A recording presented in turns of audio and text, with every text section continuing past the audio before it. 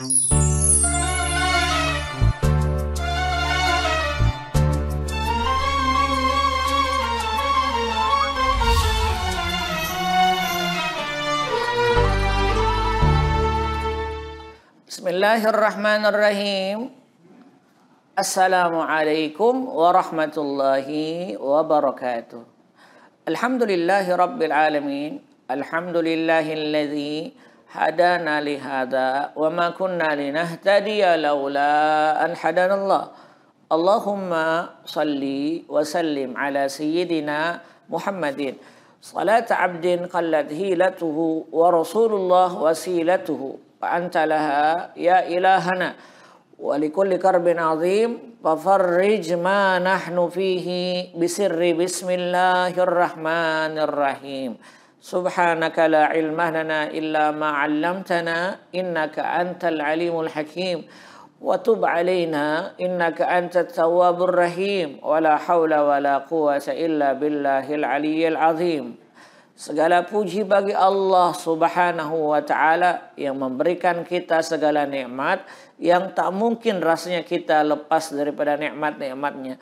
Nikmat bernapas, nikmat berbicara, nikmat bergerak adalah bagian daripada nikmat itu.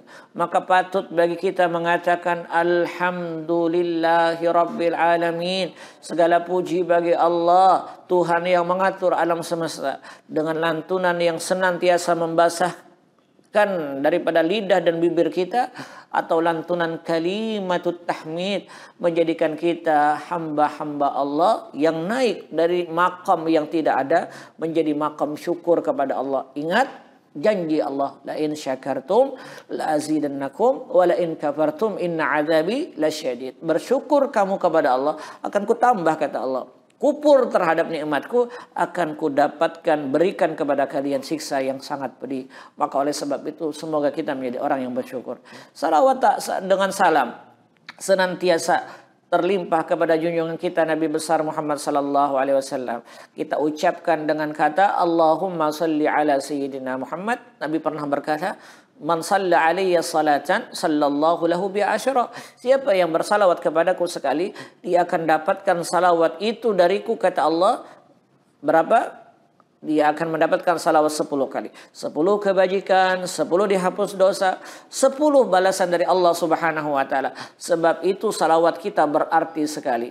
Banyak kemuliaan salawat. Sampai ada penulis yang bernama Syekh Sayyid Muhammad bin Alwi Al-Maliki, guru kami, memberikan gambaran bahwa 40 kemuliaan salawat beliau tulis sebuah buku dengan judul Khasais Ummatil Muhammadiyah.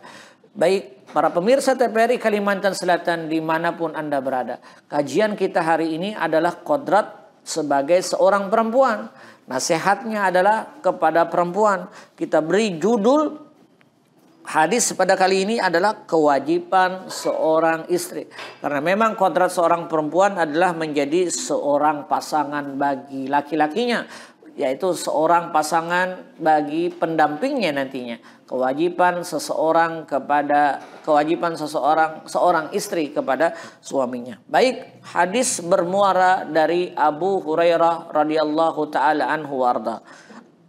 An Abi Hurairah radhiyallahu taala anhu warda.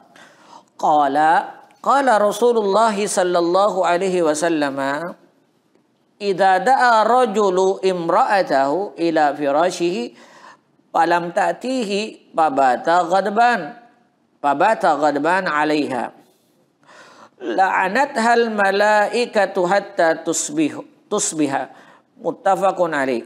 Wa fi riwayatin lahuma anil Bukhari wa anil Imam Muslim, yani wa fi riwayatin lahuma idza batatil mar'atu hajarat firasha zawjiha la'anathal malaikatu hatta tusbiha. Wa fi riwayatin qala Rasulullah sallallahu alaihi wasallam walladhi nafsi biyadihi ma min rajulin yad'u imra'atahu ila firashihi fata'ba alaihi illa kana alladhi bi sama sakhitan 'alaiha hatta yardi anha. Hadis ini diriwayatkan oleh Imam Bukhari dan Imam Muslim. tapi saya menulisnya riwayat Imam Bukhari. Kenapa? Karena di dalam Imam Bukhari itu ditulis di sini babu idza qala ahadukum amin. Masya Allah, Imam Bukhari memasukkan apabila orang mengatakan kalimat amin di dalam babu fin nikah, dalam bab pada menyatakan tentang nikah. Imam Muslim memasukkan di dalam babu tahrimi imtina'iha min firasi jaujiha. Imam Muslim memasukkan hadis ini pada bab haram hukumnya menegah atau berpisah dengan suami jika suami ingin tidur bersama istrinya. Maka haram hukumnya ketika dia berpisah dari tempat tidurnya. Nah, maka hadis ini diriwayatkan oleh seorang sahabat Nabi yang luar biasa, terkenal dengan banyak hadis yang kita kaji, adalah Abu Hurairah. Ada angka yang bagus yang diriwayatkan oleh Imam Abu Hurairah ini, oleh sahabat Nabi Abu Hurairah, 5.374. 5374. Itulah bilangan yang senantiasa saya ingat karena ini bilangan yang fantastis kalau dihafal. Karena 5.000 hadis kalau dihafal fantastis, luar biasa. Orang derajat menjadi alamah, menjadi seorang yang alimul hadis. Bukan lagi talibul hadis, tapi naik pangkatnya menjadi orang yang alim dengan hadis. Kalau dia hafal dengan sanadnya, Bahrul Ulum, ini termasuk orang yang menjadi lautan ilmu pengetahuan. Namanya Hafizul Hadis atau Al-Hafiz. Kalau ada gelar di depannya Al-Hafiz, maka orang tersebut sudah menghafal 5.000 hadis secara sanad dan matannya. Berapa hafal kita hadis? Satu pun terkadang kita lupa. Kita hadir di majelis ilmu karena kebanyakan dosa dan apa yang kita pikirkan tentang dunia, maka kita lupa akhirnya. Maka 5.000 Abu Hurairah mampu untuk menghafalnya. 5.374 hadis. Abu Hurairah ini namanya Abdurrahman bin Sahar Ad-Dusi, bukan nama asli. Begitu pula dulu para nabi-nabi dan rasul diberi nama. Nabi Yakub alaihissalatu wassalam, namanya Nabi Yakub alaihissalatu wassalam, beliau dikenal dengan hamba Allah. Beliau berharap menjadi hamba Allah. Lalu turunlah cerita Bani Israel. Israel maknanya hamba Allah, Abdullah. Isra, abdun. Ilu ismun min jalala. Il maknanya Allah. Lalu para ulama mengatakan Israel adalah hamba Allah. Nabi Yakub juga dipanggil Safwatullah dengan ucapan Israel.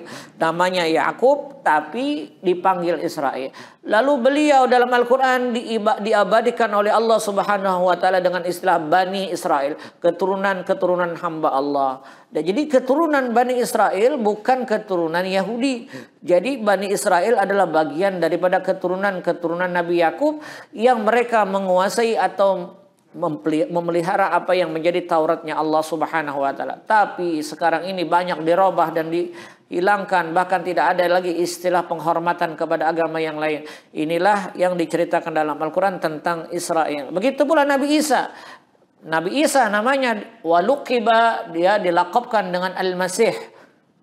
Al-Masih maknanya alladzi yamsahu al-ard, karena kulit kakinya Nabi Isa senantiasa tersentuh dengan tanah, sebab itulah dipanggil Al-Masih. Isa Al-Masih namanya adalah Al-Masih yang senantiasa menyapu tanah satu bagian ke bagian yang lain. Atau yang berarti As-Siddiq, atau orang yang senantiasa jujur di dalam berkata-kata. Itulah Nabi Isa alaihissalam. Abu Hurairah digelar dengan Abu Hur. Abu Hurairah ayahnya kucing atau orang yang senantiasa memelihara kucing karena dia suka memberi makan kucing. Apa yang disebutkan dalam hadis ini kita akan explore, kita akan terjemahkan, kita akan ambil intisarinya setelah yang satu ini.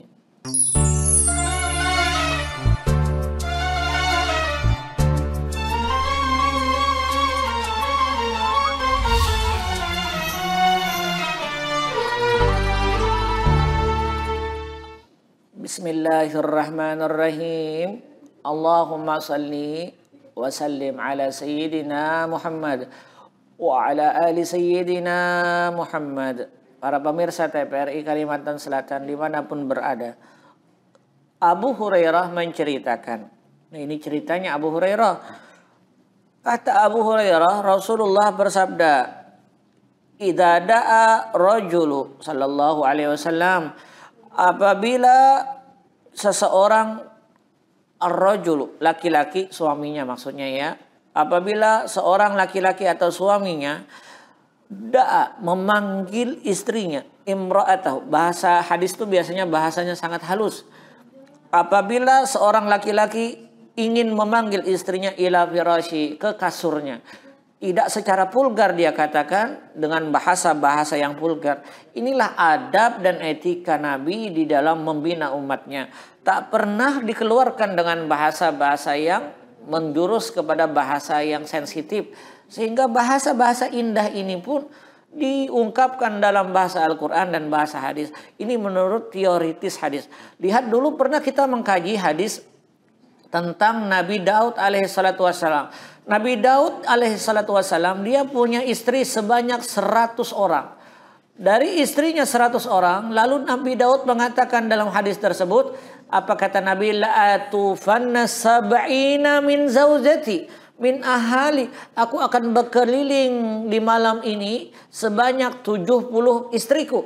Kata Nabi Daud alaihissalatu wassalam, untuk apa? Beliau ingin menggauli. Tapi bahasanya la'atufanna, aku ingin tawaf, aku ingin berkeliling.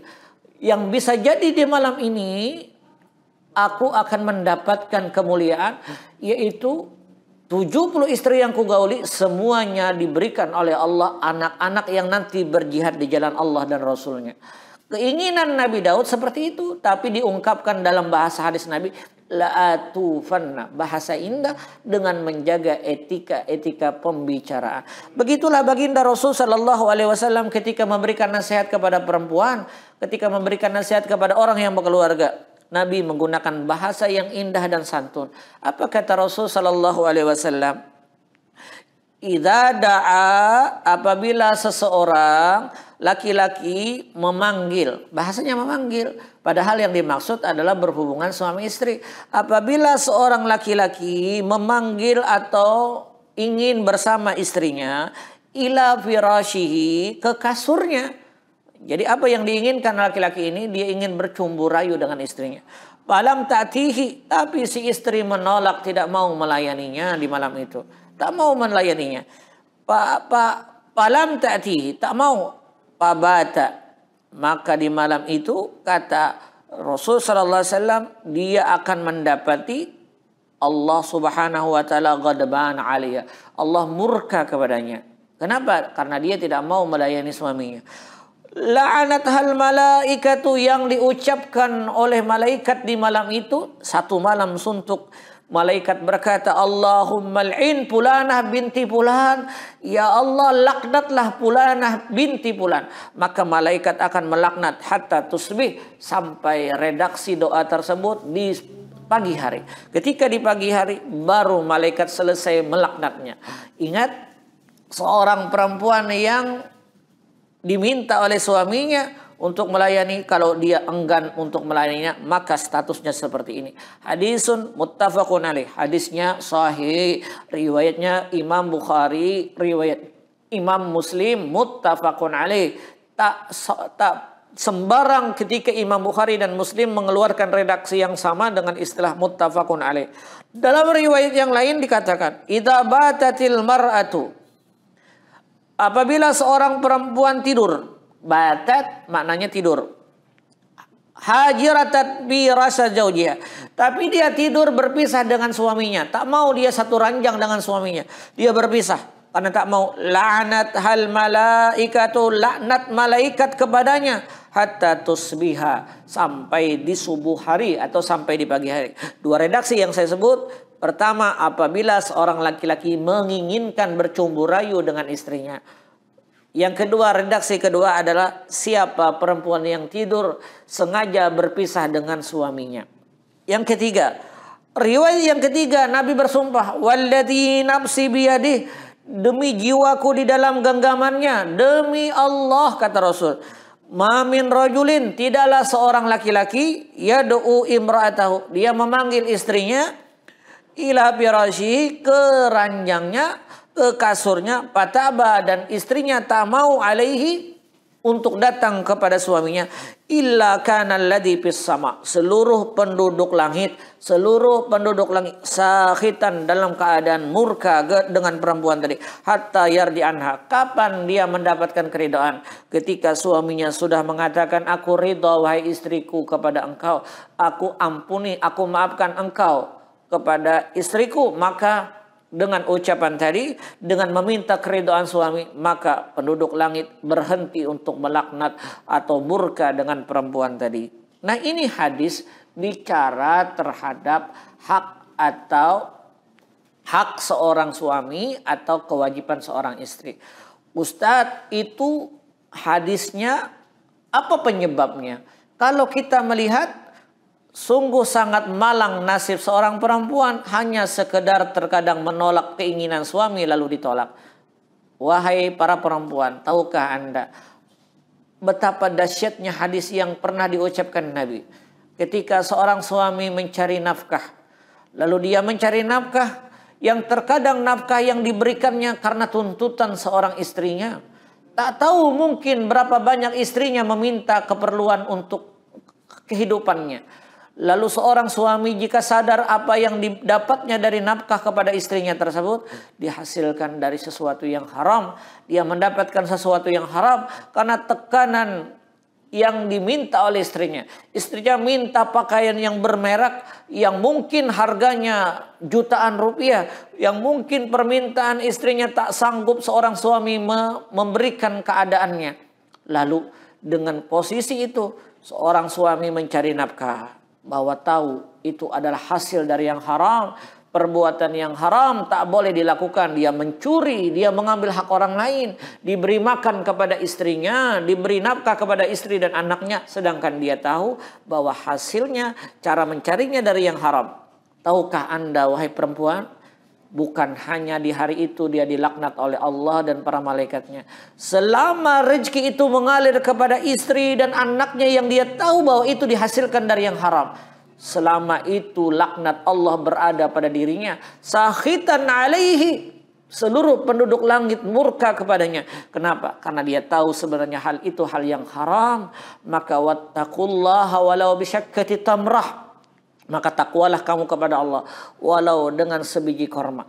Ternyata lebih dahsyat seorang laki-laki kalau dia tahu bahwa hasil yang didapatnya dari nafkahnya itu dari yang haram, maka ternyata haram yang diambil, yang didapatnya dari pekerjaannya itu berdampak kepada istri dan anaknya. Sekalipun istri dan anaknya tak tahu, hanya yang tahu adalah seorang suami, maka suami itu mendapatkan laknat. Bayangkan, seorang perempuan hanya menolak, dapat laknat di malam itu, dan sesubuh harinya selesai laknatnya. Tapi kalau laki-laki, gara-gara memberikan nafkah yang haram kepada istri dan anaknya, ancamannya luar biasa. Maka berhati-hatilah. Yang perlu kita ayomi, kita kaji, kita pahami di dalam hadis ini, betapa besarnya hak seorang suami terhadap istrinya. Sebab itu hanya sekadar suami menginginkan bersama bercumbu rayu kepada istrinya, maka ditolak oleh istrinya atas alasan dia capek, dia ini, dia itu. Ingat, suami lebih dahsyat ancamannya dibandingkan seorang istri. Lalu bagaimana pandangan para ulama terhadap hadis ini? Kita akan lanjutkan setelah yang satu ini.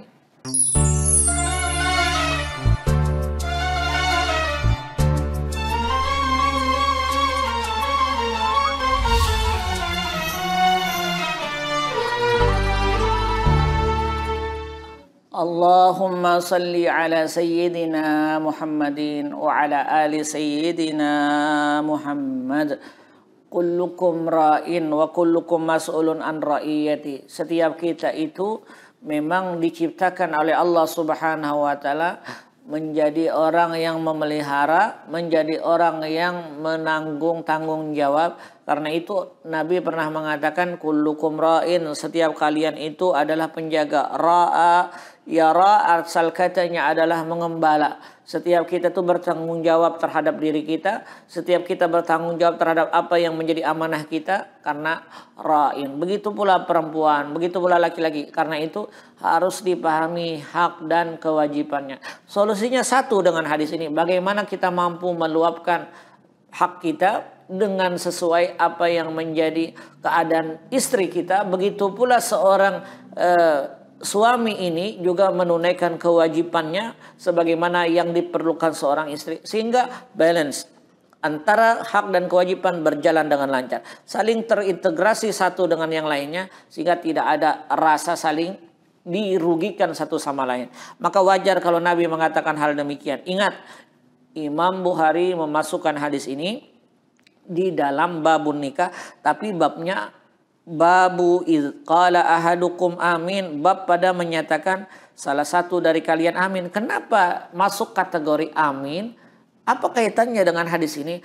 Rupa-rupanya kumpulan hadis ini ketika seorang suami marah dengan istrinya, lalu luapan kemarahannya itu yang bergejolak dalam hatinya keluar dari mulutnya atau jengkelnya ada dalam hatinya, apa yang dituduhkan, apa yang diucapkan kepada istrinya, maka malaikat akan mengaminkan doa seorang suami. Hati-hati, seorang suami juga ketika emosi meluap, dia marah-marahan dengan istrinya, jangan sampai kata-kata yang kasar keluar dari mulut suaminya kepada istrinya. Bisa jadi malaikat pada masa itu berkata amin, amin, amin. Karena seorang suami ketika mendoakan istrinya, doa suami tidak terhijab kepada Allah Subhanahu wa taala. Sebab itu Imam Bukhari memasukkan dalam bab babu idza qala ahadukum amin. Apa kaitannya, kan bingung. Maka kata Imam Bukhari, apabila seseorang kalian mengatakan amin, rupanya aminnya malaikat tergantung adalah bagaimana suara hatinya seorang suami. Maka hati-hati wahai para istri, ini bab dimasukkan oleh Imam An-Nawawi di dalam kitab Riyadhus Shalihin dalam babu wasiyati fin nisa. Bab adalah pada menyatakan wasiat untuk perempuan. Oleh sebab itu, kalau ini wasiat tertuju kepada perempuan, maka kita berhati-hati. Kalau perempuan tersalah saja, tergelincir saja pada sarana hadis ini, maka berbahaya baginya. Doanya para suami akan terijabah dengan sekali aminnya para malaikat. Nah, lihat lagi di Imam Muslim. Ketika kita mencek Imam Muslim, Imam Muslim memasukkan bab ini adalah kitabun nikah, kitab pada menyatakan nikah. Di dalamnya ada bab yaitu babu tahrimi imtinaiha, bab pada menyatakan tentang larangan menegah min firasi jaujiha, untuk tidak ikut tidur bersama suaminya. Artinya bab pada menyatakan larangan tegahan seorang istri untuk tidak tidur di suaminya. Maka semarah apapun Anda kepada suami Anda, apabila terjadi cekcok internal di dalam rumah tangga, jangan sekali-kali meninggalkan firash atau ranjangnya. Biarkan tidur bersama suami sekalipun hati jengkel. Bisa saja dengan ucapan, ya Allah, berikan kelapangan dada kepada suami saya, mudah-mudahan dia mengerti dengan keadaan saya. Atau kepada seorang istri, dia mengatakan andai kata dia menuntut hukum materi kepada suaminya, dia boleh saja mengatakan, ya Allah, limpahkan kepada suami saya rezeki yang berlimpah. Bisa saja dengan doa si istri melimpah karunia seorang suami rezekinya. Bayangkan kalau istri itu mendoakan setiap hari kepada suaminya, maka rezekinya tertumpuk kepada suaminya. Karena itu ada hukum nasab. Rezeki itu terbagi-bagi. Ada orang dapat rezeki, ini rezeki takdirnya.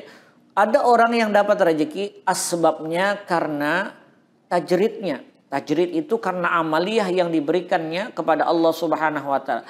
Mencurahkanlah Allah kepadanya dengan limpahan karunia rezekinya. Itu namanya tajridi. Tak tahu, boleh dikatakan nasibnya. Dia hanya berbicara atau dia hanya bekerja seperti biasanya saja. Dia bekerja apa adanya saja. Tapi karunia Allah dengan rezeki yang ada banyak melimpah. Luar biasa limpahan karunianya. Kenapa? Ini tajridi. Hubungan dia dengan Allah kuat. Dia bekerja biasa-biasa saja. Dia bekerja seperti orang saja dari pagi sampai petang. Dari petang dia istirahat di rumah. Tapi rezekinya dia berlimpah. Dia punya materi yang tercukupi di muka bumi ini. Bahkan rumahnya mewah dan besar. Dan ini namanya tajridi. Rezeki yang diberikan oleh Allah karena hubungan dia kepada Allah Subhanahu wa ta'ala. Ada yang kedua. Rezeki yang didapat karena kasbihi. Karena usahanya. Tetapi seseorang tak boleh melihat hasil usahanya tersebut. Bisa saja dengan apa yang dilakukannya, dengan usahanya tersebut datanglah rezeki. Itu kasbi, berdasarkan kadar keletihan dan keadaannya. Kasbi. Resiko orang berbisnis besar, modalnya besar, resikonya besar, tapi kadar yang diberikan Allah pun juga besar. Tapi kalau orang itu lupa kepada Allah, rezeki ada dua. Rezeki dalam bentuk nikmat, rezeki yang dalam bentuk ujian bagi Allah yang diberikan oleh Allah Subhanahu wa taala. Ini karena kasbinya. Ada tajridi, ada kasbi, ada yang ketiga, ada nasbi. Nasbi apa? Rezeki yang didapat oleh seseorang karena ada hubungan. Mungkin karena doa anaknya, ya Allah berikan rezeki kepada ayah saya.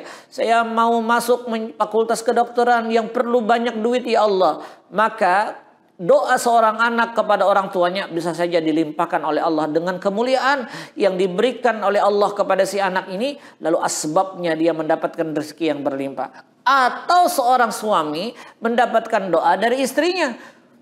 Istrinya berkata, ya Allah mudahkan suami saya untuk mendapat pekerjaan, untuk mendapatkan ini, mendapatkan itu. Ya Allah mudahkan suami saya dalam bekerja, lindungilah dia. Tapi terkadang ada yang mempelesetkan. Ustadz, kalau satu istri mendoakan seperti itu dapat rezeki banyak, bagaimana kalau 4 istri yang mendoakan? Nah ini maunya seorang suami. Maka hubungan nasab kepada karena hubungan faktor kepada suaminya, maka itulah yang Allah berikan curahan. Jadi seorang suami jangan dia songkak, jangan dia sombong akibat rezeki yang didapatkannya. Bisa saja itu rezeki didapat karena doa sang istri kepadanya. Maka bahagiakan istrimu, maka bahagiakan anak-anakmu. Bisa saja rezeki yang datang itu karena asbab mereka. Nah hadis ini bicara terhadap faktor rezeki, materi juga. Nah sehingga afadul hadis, poin-poin yang kita bisa ambil dalam hadis ini. Pertama, wujubu ta'ati zaujati li zaujiha idza da'aha ilaihi wa lam yakun biha udhrun. Pertama, kewajiban taat kepada suami. Kewajiban taatnya seorang istri kepada suaminya. Idza da'aha, apabila dipanggilnya, wa lam yakun biha udhrun, selama tidak ada uzur. Artinya tidak lama uzur itu misalnya si istri sakit, dipaksa untuk melayani suaminya, nah boleh menolak selama tidak ada uzur. Kalau ada uzur maka boleh dia menolak. Tapi kalau tidak ada uzur karena faktor hanya sekedar kelelahan biasa saja, bahagiakan suamimu. Bisa saja dengan itu menambah kebahagiaan kepada engkau. Nah jadi yang pertama, kewajiban taat kepada seorang suami. Kewajiban seorang istri taat kepada seorang suami apabila dia menginginkan pelayanan dari istrinya. Kedua, wa imtina'uha 'ani dzalika kabiratun. Allahu akbar. Asbab seorang istri itu menegah, membuat tak mau melayani suaminya, itu menjadi dosa besarnya. Ingat di sini, kabiratun tastaujibu tardaha min rahmatillah. Dosa itu dianggap besar karena dia dilempar dari rahmat Allah. Makna laknat adalah matrudun min rahmatillah. Laknat itu artinya dilempar dari rahmat Allah. Nah sehingga ketika kita bicara syaitan, iblis, maka kita sebut dengan laknatullah alaihim. Semoga Allah melaknat mereka. Kenapa? Karena mereka matrudun min rahmatillah. Mereka jauh daripada rahmat Allah. Sebab itu kalau seorang istri itu menolak permintaan suaminya karena faktor tidak ada uzur, maka mendapatkan dosa besar. Ini yang menjadi catatan. Hati-hati seorang istri. I'radu zaujati 'ani zawjiha qad yusabbibu ika'u zawjiha 'anil ma'siyah. Dan biasanya ketika seorang istri berhindar kepada suaminya, bisa saja itulah yang disebut kategori maksiat kepada Allah seorang istri karena berbuat jahat kepada suaminya. Mudah-mudahan seluruh yang menonton acara ini, Mutiara Hadis ini, bagi perempuan yang menonton mendapatkan kategori istri-istri yang solehah, perempuan-perempuan yang soleh. Bagi laki-laki yang menonton acara ini menjadi laki-laki yang bertanggung jawab, yang soleh di hadapan Allah dan soleh di hadapan manusia. Aqulu qauli hadza subhanakallahumma wa bihamdika asyhadu an la ilaha illa anta astaghfiruka wa atubu ilaik.